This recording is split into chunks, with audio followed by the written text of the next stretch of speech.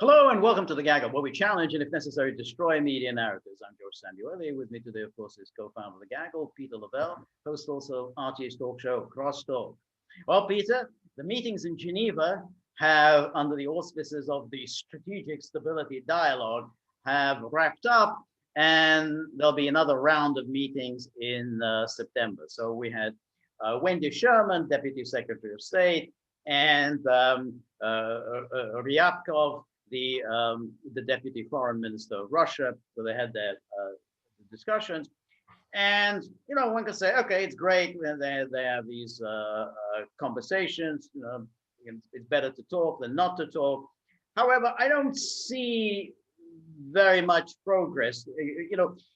As we've discussed many times before, arms control works when it's in the context of an overall détente, when you're reducing arms as part of a process of easing tensions, working out a working business-like partnership. But when Biden went the other day at the office of the Director of National Intelligence and parroted that awful person, what was his name, Barack Hussein Obama, that Russia is nothing except nuclear weapons and oil, and that Russia is already interfering in the 2022 election, and that our intelligence agencies are so much better than those of Russia. And more seriously, he said that this cyber hacking is now so dangerous that the next war is like a shooting war. Next shooting war is likely to arise out of cyber hacking. So when you blather on like this, whether this is serious or whether this is just dementia, it's very hard to see how any kind of détente is possible, in which case I don't see very much future in these arms control negotiations. Peter, what was your take? Well, particularly, George, a new treaty. I mean, they've extended it. That's good, but you extend it in lieu of a new treaty, and a new treaty is necessary because new technology has come on board since the original START treaty was signed. So there's a lot of work here, and I just want to reiterate what you said. If we look at the history of arms control is a way to increase confidence that towards a higher, better, more broad goal. Well, we don't have that in the cards right now. I read very carefully from various sources about what Biden had to say, and I think you bring up something that I hadn't actually thought of, but I think you're absolutely right. Is this scripted? Is this off the cuff? Is he kind of wandering around? Things coming to his mind? Because, I mean, there are people, I mean, you and I are commentators, but there are governments that take this as policy, okay? Right. And it's, and so,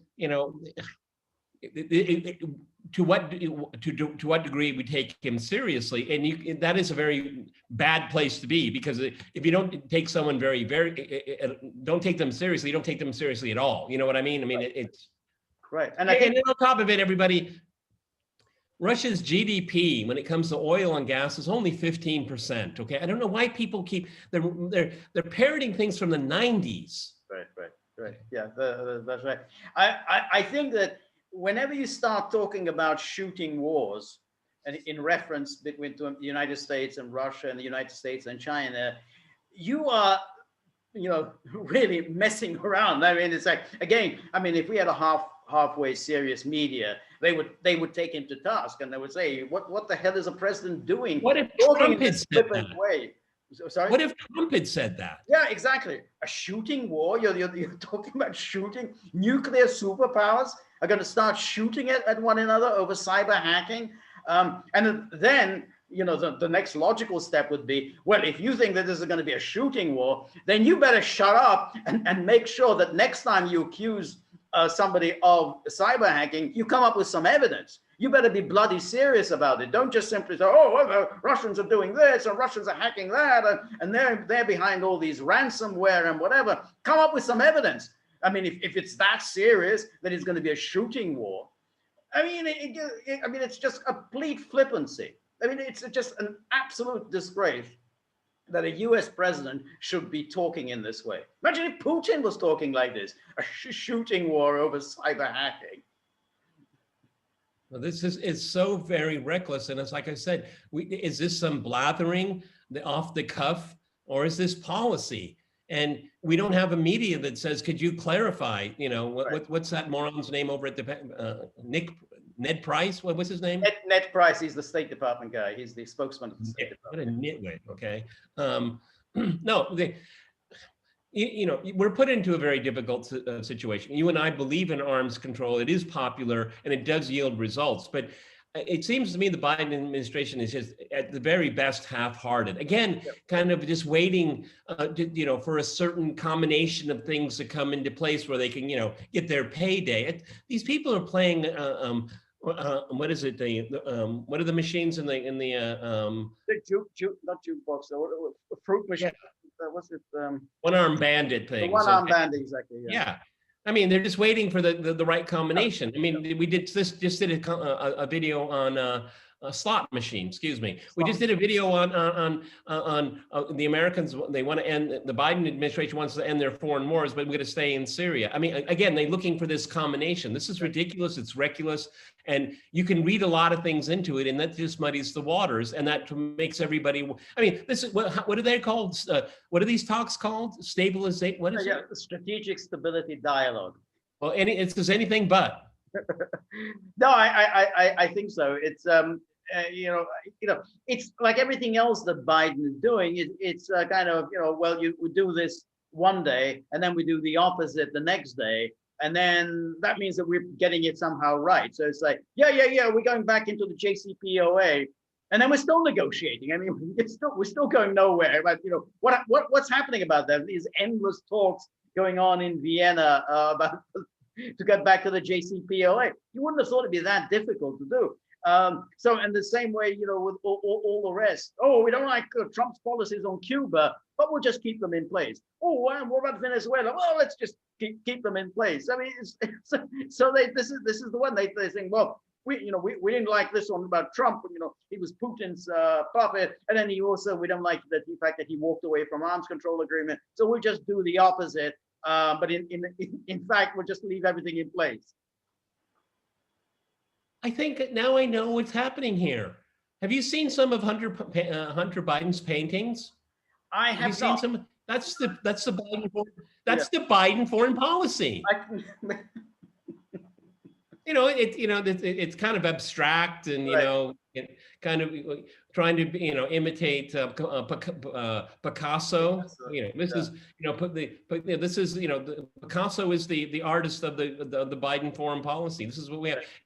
I'm making light of it here, but one of the phrases we keep hearing: we're sending a message. We're sending a message. Well, which message should we listen to? Right. And it's exactly sending a message, and you're still continuing with these insults to Russia. So you're insulting both Russia, you're insulting Putin, and then you think that's somehow it's conducive to a cooperative relationship. I mean, it's they don't really seem to understand it. I mean, the Russians, they take it in good sport. They say, well, if you want to talk, we'll talk.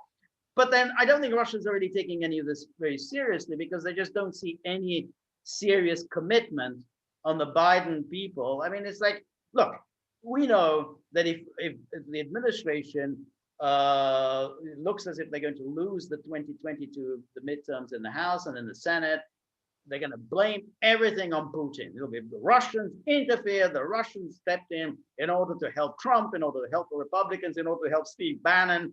And that's that. There's not going to be any serious negotiations after that. Yeah. Treading water. Okay. Message. That's it. So I think these, I mean, some people are taking these very seriously. We'll end this one on this. You're so absolutely right, Georgia. I go through these foreign policy articles, and they're like, puffing on their pipe, really serious. Right. There's nothing to understand here, you idiot. Okay, there's nothing to connect. Yeah. But you know, it just sounds good. Oh, strategic stability dialogue. We have to, you know, talk about all these things. You know, and then that's it. You know, and then we'll go back to, you know, insulting Putin. You know, to our heart's content the day after. Yeah, but I bet Wendy Sherman, she really liked the buffet. Okay, it was a good buffet. Okay. I am sure they were all very nicely looked after. Yeah, there's no question. They don't need a tip jar. All right, everybody, we're on Locals, so please go to thegaggle.locals.com. George and I are doing a series of Zoom interviews with gagglers. It's a lot of fun. The Gaggle store is up and running. George did we did a Q&A, and we're going to continue. We did a Q&A the other day. We're going to continue them, you know, because we're getting new questions, and we, you know, please send in more questions. We love receiving questions and comments, and we love addressing them. They're always very interesting, so we love doing them. And George did his first live stream, a little short, but he's going to do it again on Friday, and I will follow. Tomorrow we're going to do another one. You know, it's going to be much longer, and I'm really looking forward to it. It's going to be a lot of fun. And yes, and the tip jar getting dangerously empty. You know, it's like you're at a party and suddenly all the wine has run out, and it's a dangerous situation to be in. And so that's what we're at now. And so please break into your reserves, okay? Exactly. So please, you know, whatever you can contribute will be most appreciated. You know, we don't have Rupert Murdoch, George Soros behind us, so you know, we live off the kindness of strangers. So anything you do is most appreciated. And remember, if you like the Gaggle, please like, share, and subscribe. See you soon. Bye.